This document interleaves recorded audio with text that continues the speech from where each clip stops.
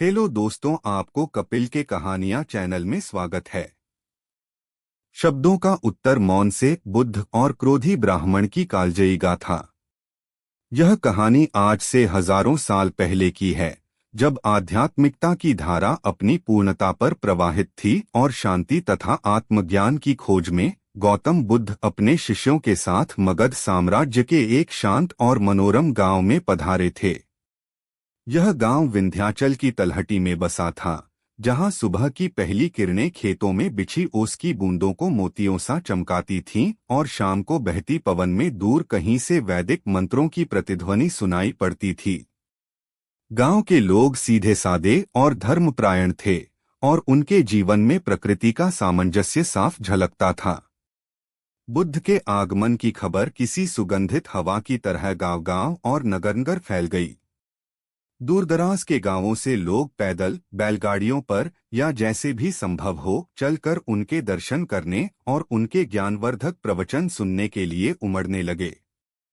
हर कोई उनकी वाणी से अपने जीवन के जटिल प्रश्नों का समाधान और आंतरिक शांति की तलाश में था।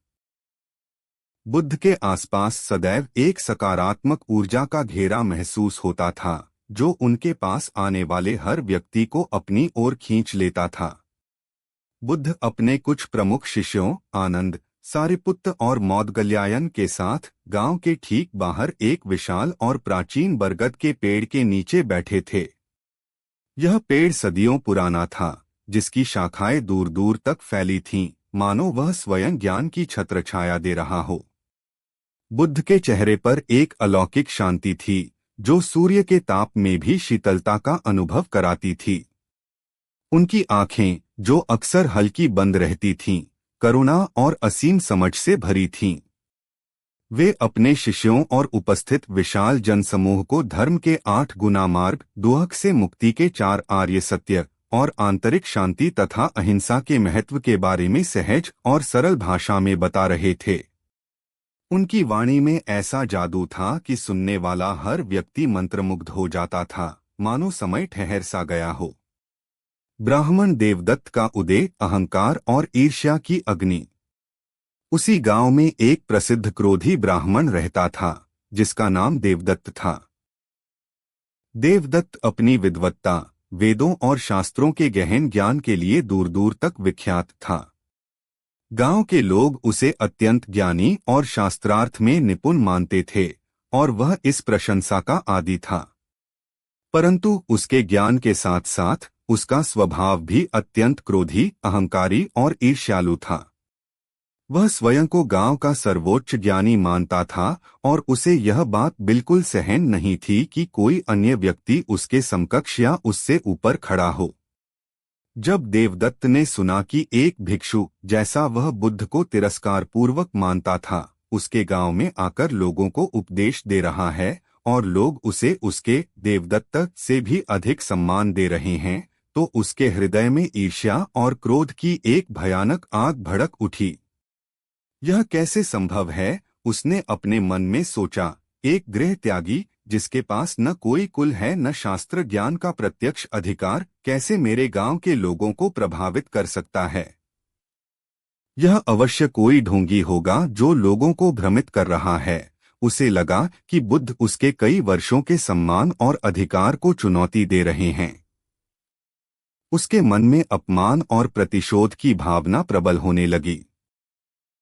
देवदत्त ने निश्चय किया कि वह सबके सामने बुद्ध को अपमानित करेगा, उन्हें नीचा दिखाएगा और उनकी तथाकथित शांति को भंग करेगा। वह क्रोध से भरा हुआ, उसका चेहरा गुस्से से लाल, आंखें सिकुड़ी हुई, सीधे उस बरगद के पेड़ के पास पहुंचा जहां बुद्ध प्रवचन दे रहे थे। उसकी चाल में उत्तेजना थी और उसके नथुने फड़क रहे थे, मानो वह किसी युद्धभूमि में प्रवेश कर रहा हो। उसके भीतर अपमान की ज्वाला धधक रही थी, जो उसे अंधा किए जा रही थी। अपमान की वर्षा, धैर्य की परीक्षा। जैसे ही देवदत्त बुद्ध के करीब पहुंचा, उसने किसी भी प्रकार की विनम्रता या प्रस्तावना को ताक पर रखकर अत्यंत कटु और अपमानजनक शब्दों का प्रयोग करना शुरू कर दिया। अरे ढोंगी भिक्षु, उसने अपनी पूरी ताकत से चिल्लाते हुए कहा, उसकी आवाज इतनी ऊंची थी कि प्रवचन स्थल पर सन्नाटा छा गया। तुम कौन होते हो लोगों को ज्ञान देने वाले? तुम क्या जानो वेद और शास्त्रों के गूढ़ रहस्यों को? तुम तो बस लोगों को भ्रमित कर रहे हो, उन्हें उनके प्राचीन धर्म से विमुख कर रहे हो। उसने बुद्ध के जन्म, उनके कुल, राजकुमार होने के बावजूद एक भिक्षु बनने के लिए उनके त्याग और उनके ज्ञान पर अपमानजनक टिप्पणियां की। तुम तो एक भागा हुआ राजकुमार हो जिसने अपनी पत्नी और बच्चे को त्याग दिया। क्या यही तुम्हारा धर्म है? तुम दूसरों को क्या सिखाओगे जब तुमने स्वयं अपने कर्तव्यों का पालन नहीं किया? उसकी आवाज में विष घुला हुआ था। भीड़ में सन्नाटा छा गया। लोग सकते में थे। उन्होंने अपने जीवन में कभी किसी को इतना अपमानजनक व्यवहार करते नहीं देखा था, खासकर बुद्ध जैसे शांत और सम्मानित व्यक्ति के साथ। बुद्ध के कुछ युवा शिष्य क्रोधित होने लगे। उनके चेहरों पर गुस्सा साफ दिख रहा था और वे उठकर ब्राह्मण को जवाब देना चाहते थे। लेकिन बुद्ध ने उन्हें एक शांत संकेत दिया, अपनी मुस्कान बनाए रखी और उन्हें अपनी जगह पर बैठे रहने को कहा। उन्होंने अपनी आंखें थोड़ी खोलीं और उनकी दृष्टि ब्राह्मण पर टिकी, लेकिन उसमें न तो गुस्सा था, न ही नाराजगी। केवल असीम करुणा और समझ थी, जैसे कोई पिता अपने नासमझ बच्चे को देखता है। ब्राह्मण लगातार अपशब्द बोलता रहा। उसके शब्दों में नफरत, ईर्ष्या और जहर भरा था। वह एक के बाद एक अपमानजनक विशेषणों का प्रयोग कर रहा था, मानो वह शब्दों के तीर चला रहा हो। वह उम्मीद कर रहा था कि बुद्ध क्रोधित होंगे, बहस करेंगे, पलटवार करेंगे या कम से कम कोई प्रतिक्रिया देंगे। वह बुद्ध की शांत छवि को तोड़ना चाहता था। लेकिन बुद्ध अविचल, शांत और धीर बने रहे। उनके चेहरे पर वही शांत, अविचलित मुस्कान थी, जैसे पूर्णिमा का चंद्रमा शांत आकाश में चमकता है, बादलों से अप्रभावित।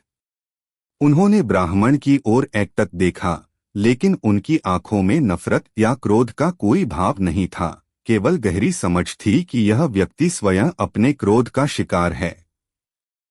ब्राह्मण और अधिक चिढ़ गया।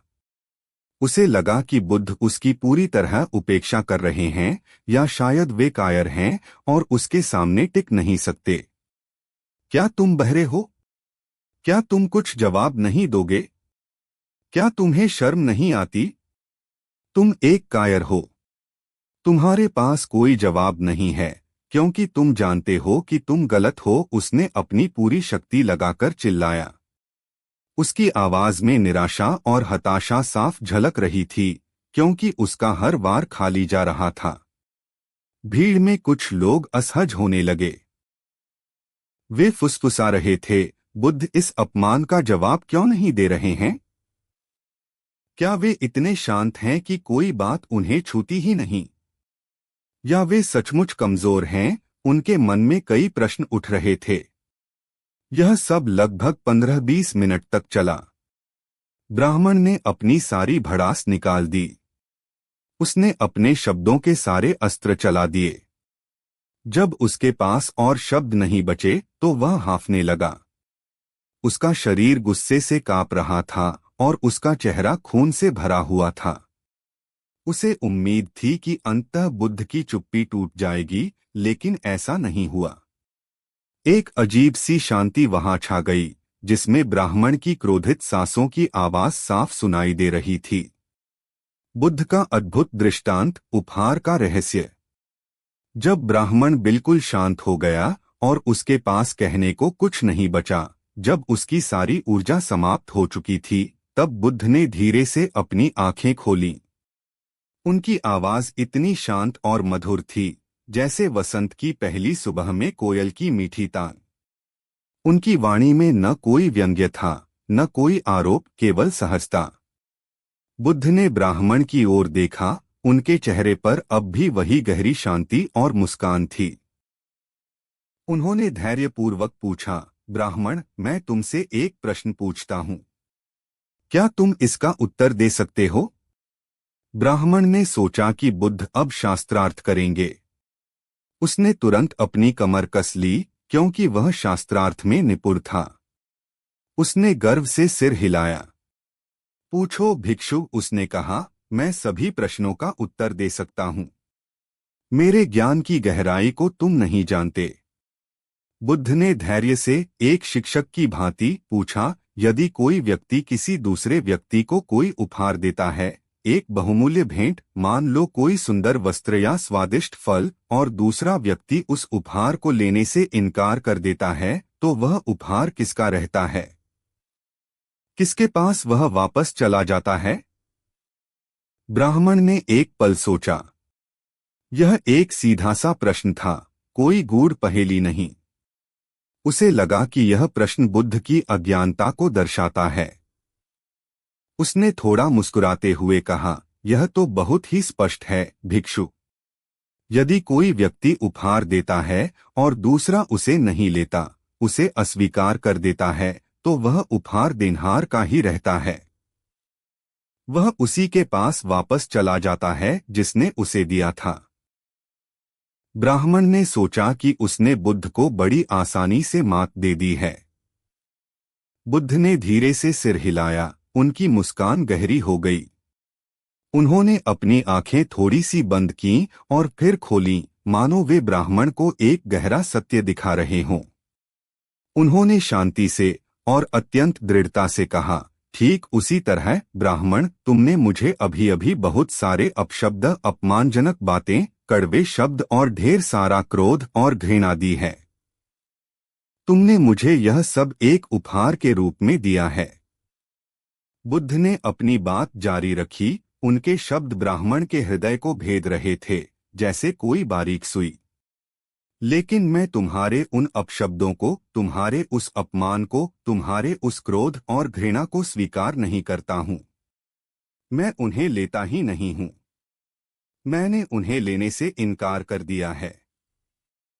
उनके शब्द शांत थे, लेकिन उनमें इतनी गहरी शक्ति थी कि पूरा वातावरण एक पल के लिए थम सा गया।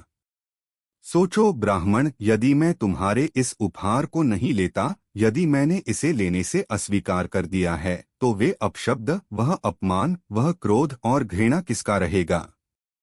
वह किसके पास वापस चला जाएगा? पश्चाताप की अग्नि और नया जन्म। बुद्ध के ये शब्द ब्राह्मण देवदत्त के हृदय में सीधे उतर गए, जैसे बिजली का कड़कड़ाना। वह एक पल के लिए पूरी तरह स्तब्ध रह गया। उसे अपने कानों पर विश्वास नहीं हुआ। यह उत्तर इतना सरल था, इतना तार्किक था और इतना गहरा था कि उसने ब्राह्मण के सदियों पुराने अहंकार को एक पल में चूर चूर कर दिया। बुद्ध ने न तो बहस की, न क्रोधित हुए, न पलटवार किया, न ही कोई अभद्र शब्द कहा। उन्होंने केवल एक अकाट्य सत्य का दर्पण उसके सामने रख दिया था।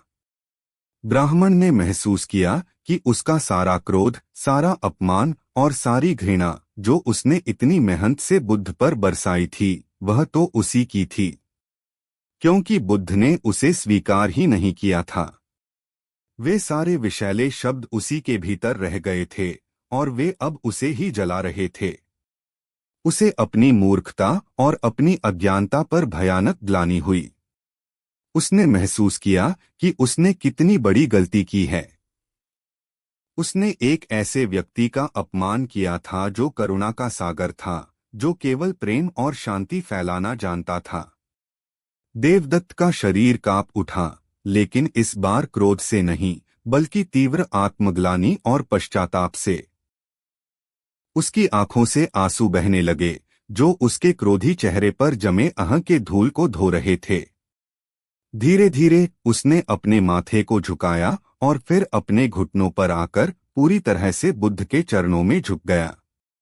उसके अहंकार का विशाल पहाड़ पूरी तरह ढह चुका था। आंसुओं से भरी आंखों से उसने बुद्ध से क्षमा याचना की। उसकी आवाज लड़खड़ा रही थी। भगवन, उसने फुसफुसाते हुए कहा, मुझे क्षमा करें। मैं अज्ञानता और अहंकार में पूरी तरह अंधा हो गया था। मैंने आपको बहुत अपमानित किया। मैंने आपकी महानता को नहीं पहचाना। आपकी शांति और करुणा के सामने मेरा सारा क्रोध और मेरा सारा ज्ञान निरर्थक है। मुझे आपके चरणों में आश्रय दें। बुद्ध ने अपना हाथ उसके सिर पर रखा और उसे धीरे से उठाया।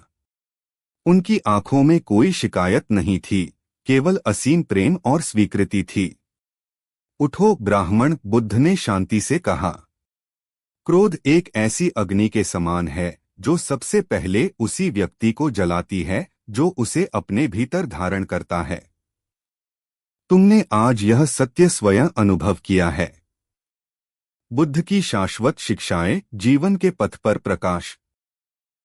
बुद्ध ने ब्राह्मण को समझाया कि मौन और आत्मसंयम केवल अपमान का सबसे शक्तिशाली जवाब नहीं है, बल्कि यह क्रोध को भी शांत करने का सबसे प्रभावी तरीका है। उन्होंने कहा कि जब हम दूसरों की नकारात्मकता, उनके अपशब्दों या उनके क्रोध को स्वीकार नहीं करते तो वह लौटकर उन्हीं के पास चली जाती है। यह हमें उनकी नकारात्मक ऊर्जा से बचाता है और हमें आंतरिक रूप से शांत और सुरक्षित रखता है। इस घटना के बाद ब्राह्मण देवदत्त का जीवन पूरी तरह बदल गया। उसने अपने अहंकार का त्याग कर दिया और बुद्ध के परम शिष्यों में से एक बन गया। उसने अपना सारा जीवन बुद्ध की शिक्षाओं को सीखने, उनका पालन करने और उन्हें दूसरों तक पहुंचाने में समर्पित कर दिया। उसने अपने क्रोधी स्वभाव पर काबू पाया और शांति, करुणा और अहिंसा के मार्ग पर चलकर एक नया जीवन प्राप्त किया। वह अपनी पुरानी पहचान क्रोधी ब्राह्मण से शांत देवदत्त में बदल गया। इस कालजयी कहानी से मिलने वाली शिक्षाएं। मौन की अपार शक्ति। जीवन में कई बार हमें ऐसी परिस्थितियों का सामना करना पड़ता है जहां शब्द केवल आग में घी डालने का काम करते हैं। ऐसे में मौन एक शक्तिशाली कवच बन जाता है। यह हमें अनावश्यक संघर्ष से बचाता है और हमारी आंतरिक ऊर्जा को व्यर्थ होने से रोकता है।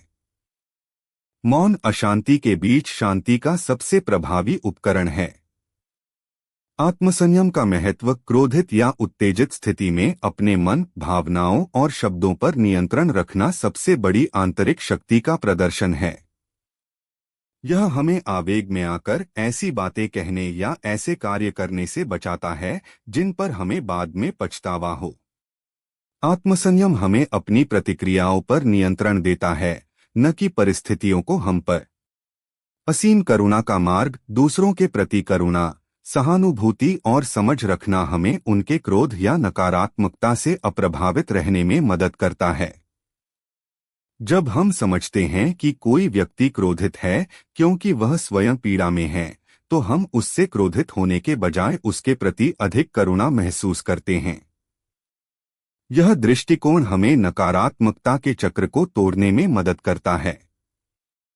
नकारात्मकता को अस्वीकार करने का अधिकार। यह एक क्रांतिकारी विचार है कि हम यह चुन सकते हैं कि हम दूसरों की नकारात्मकता, अपशब्दों या अपमान को स्वीकार करें या नहीं। यदि हम उन्हें अपने भीतर नहीं लेते तो वे हमें प्रभावित नहीं कर सकते। वे उन्हीं के पास लौट जाते हैं जिन्होंने उन्हें उत्पन्न किया है, जैसे एक उपहार जिसे लेने से मना कर दिया गया हो। यह हमें मानसिक शांति और स्वतंत्रता प्रदान करता है। क्रोध का आत्मघाती स्वभाव। क्रोध एक भयंकर अग्नि के समान है जो सबसे पहले उस व्यक्ति को जलाती है जिसके भीतर वह उत्पन्न होती है। यह दूसरों को उतना नुकसान नहीं पहुंचाती जितना स्वयं को। क्रोध हमारे शरीर और मन को अंदर से खोखला कर देता है, शांति और खुशी को नष्ट कर देता है। बुद्ध की शिक्षा है कि क्रोध को त्यागना स्वयं के लिए सबसे बड़ा उपहार है। परिवर्तन की संभावना। यह कहानी हमें यह भी सिखाती है कि कोई भी व्यक्ति कितना भी क्रोधी या अहंकारी क्यों न हो, उसमें परिवर्तन की संभावना हमेशा होती है। सही ज्ञान और सही दृष्टिकोण से कोई भी अपने स्वभाव को बदल सकता है और एक बेहतर इंसान बन सकता है। देवदत्त का उदाहरण इसका जीता जागता प्रमाण है। आंतरिक शांति का पथ। अंततः यह कहानी हमें आंतरिक शांति के महत्व और उसे प्राप्त करने के मार्ग पर प्रकाश डालती है। बाहरी परिस्थितियां चाहे कितनी भी अशांत क्यों न हो, हम अपनी आंतरिक शांति को बनाए रख सकते हैं यदि हम बुद्ध के इन सिद्धांतों का पालन करें। यह कहानी हमें सिखाती है कि जीवन में हमें बहुत से लोगों से नकारात्मकता और चुनौतियों का सामना करना पड़ सकता है, लेकिन हमें हमेशा याद रखना चाहिए कि यह हम पर निर्भर करता है कि हम उन नकारात्मकताओं को अपने भीतर लेते हैं या नहीं। मौन, धैर्य, आत्मसंयम और करुणा से हम न केवल अपनी शांति बनाए रख सकते हैं बल्कि दूसरों के जीवन में भी सकारात्मक परिवर्तन ला सकते हैं। यह शाश्वत ज्ञान हमें एक शांत, अधिक सामंजस्यपूर्ण और आनंदमय जीवन जीने में मदद करता है। अगर आप ऐसे ही कहानी सुनना चाहते हो तो कपिल के कहानियाँ चैनल को सब्सक्राइब कर दो और अपने दोस्तों फैमिली को भी शेयर कर दो, और आप कमेंट करके ज़रूर बताना कि कहानी कैसे लगी।